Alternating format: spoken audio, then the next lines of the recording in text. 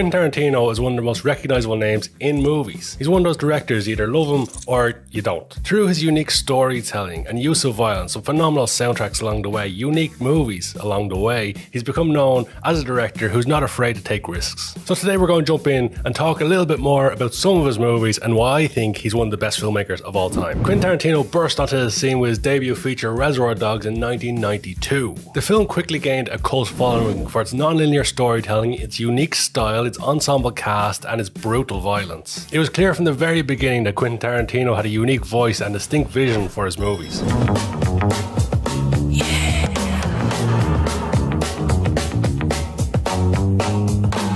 This scene from Reservoir Dogs, perhaps one of the most iconic in cinema in the last while. Everybody knows it, everybody knows the song that plays it. Even if you don't hear it when you see the scene, you start playing that song in your mind. It's a perfect example of how Tarantino takes something so simple, of a few men walking down a street, slows it down, adds some great music, puts them in suits, adds his unique style to it, and all of a sudden you've got an iconic scene of men just walking down a street. It's a perfect example of how an expert filmmaker can take something so mundane and make it unforgettable. You know what they call a quarter pounder with cheese in Paris? They don't call it a quarter pounder with cheese? Oh man, they got the metric system. They wouldn't know what the fuck a quarter pounder is. And what do they call it? They call it Royale with cheese. Royale with cheese. Fiction is perhaps Tarantino's most memorable and popular movie, and it's easy to see why. The film tells multiple intertwining stories in a non-linear narrative which keeps audiences on their toes. The dialogue is sharp, witty, and instantly quotable. The characters overall are very memorable, and it's one of those movies that's often imitated and never duplicated. It's a phenomenal movie, which I think every movie lover should have seen if they haven't already.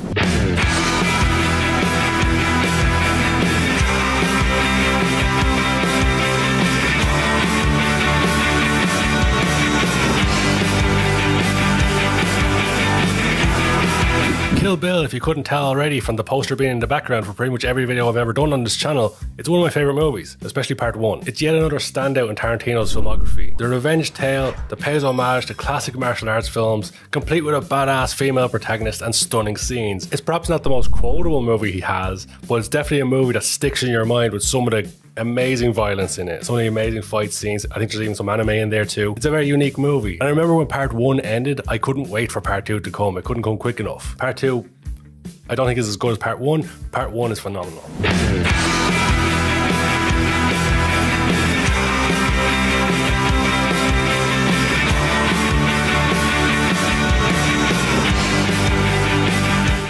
Buongiorno. Inglourious Basterds was perhaps Tarantino's most ambitious movie. It's a World War II movie that's anything but typical. It's a movie with a cast of characters that includes a group of Jewish American soldiers, German actors, and a sadistic Nazi colonel. Of course, played by Christoph Waltz. What a phenomenal performance he has in that movie. You're sheltering enemies of the state, are you not?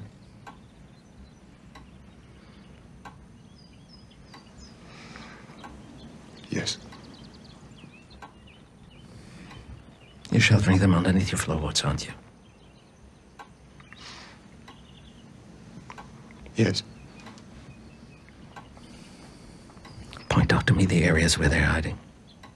A movie that really rocketed him up the villain chain in Hollywood, because then he started playing villains in pretty much everything. It's a movie that's got a wacky ending. It's certainly a unique take on World War II. The movie has so many phenomenal scenes in it. It's one of those movies that when it pops up on TV, you can't help but watch the rest of it because it's just phenomenally done. The ending is questionable because we know what happened in real life, but it's still a damn good movie.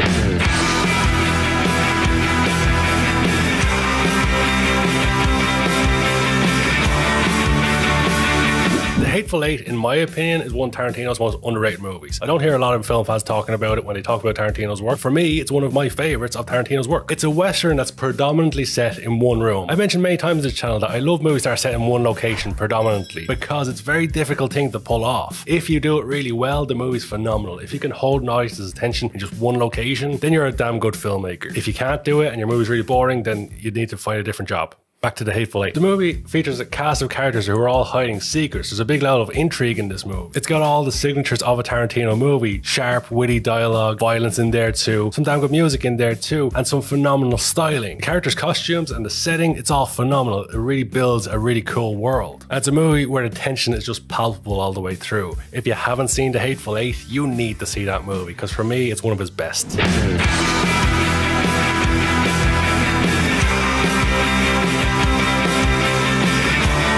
And finally, the last movie I'm going to focus on today is another one that I think is an underrated movie. A movie that stars Samuel L. Jackson, Robert De Niro, other people, Pam Grier, of course. It's Jackie Brown. That's why you came here to kill me. I ain't come over here to kill you. Hey, it's okay. Now, I forgive you. Now, let's say, if I tell on you, I walk. If I don't, I'll go to jail. I want $100,000 in an escrow account in my name if I'm convicted up to a year or put on probation.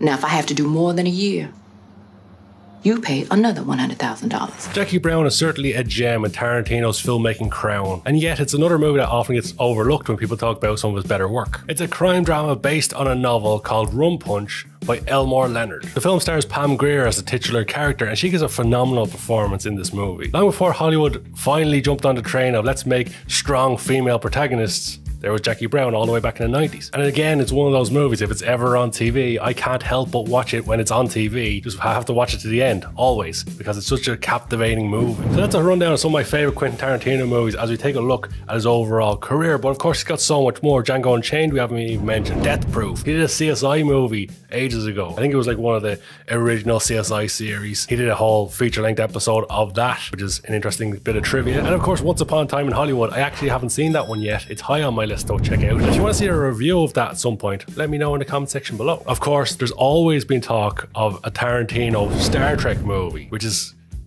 strange to think of how that would even work, but it's never seemed to go away, that rumor. So who knows, maybe someday. With over 10 feature-length films to his name so far and numerous accolades, Quentin Tarantino has undoubtedly become one of the most influential and groundbreaking filmmakers of our time. Whether you love him or you hate him, there's no denying that Quentin Tarantino has left an indelible mark on the filmmaking industry with his unique style, his memorable characters, and his bold storytelling. On top of that, his films have inspired an entire generation, if not generations, of filmmakers. And I'm sure his movies are going to captivate audiences for years to come. From his breakout hit of Reservoir Dogs to the more recent Once Upon a Time in Hollywood, Tarantino has consistently pushed boundaries and challenged audience. And with plenty of time for new projects, his legacy can only grow. So let me know in the comment section below, what's your favorite Quentin Tarantino movie? All that being said, that's the end of the video, so feck off.